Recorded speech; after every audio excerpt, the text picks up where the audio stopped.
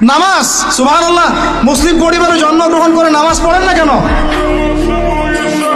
নামাজ কি হুজুরদের উপর ফরজ?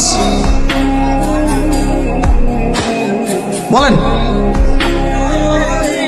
আপনার বয়স কি 10 বছরের নিচে? তাহলে আপনি নামাজ পড়েন না কেন? ফরজ মানে কি? আপনি ইচ্ছা হইলে করলেন, ইচ্ছা হইলে করবেন না, নাকি? এটা ফরজ? ফরজ হয়তো বোঝেন। ফরজ কি? ওই যে প্রত্যেক রাতে যে মেয়ের সাথে খষ্টি নষ্টি না করলে আপনার ঘুম হয় না, ওইটা হচ্ছে ফরজ।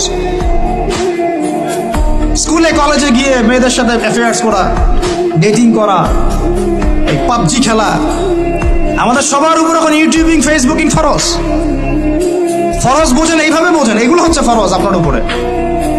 তো সালাত, হাইয়া আলা সালাত প্রত্যেক দিন আপনার কানে যায়, কেন সালাতে আসেন না? হাইয়া আলাল ফালাহ আপনার আমার কানে যায়, কেন সালাতে আসেন না? কখন সালাতে আসবেন? ছোট ভাইরা কখন সালাতে আসবেন? যখন আপনার বয়স হবে 50, ওই সময় এসে প্রথম কাতারের চেয়ার নিয়ে দৌড়দৌড়ি করবেন। আমরা যখন মসজিদে যাই, প্রথম কাতারগুলোতে প্রথম 2টা কাতার থাকে বয়স্করা, বৃদ্ধরা, যুবকরা নাই। আর ওই সময় চেয়ার নিয়ে মারামারি, কারণ এখন তো সেজদা দেওয়ার মতো শরীরের ক্ষমতা নাই। আর কে আগে চেয়ার দখল করতে পারে, ওই হচ্ছে প্রতিযোগিতা। তো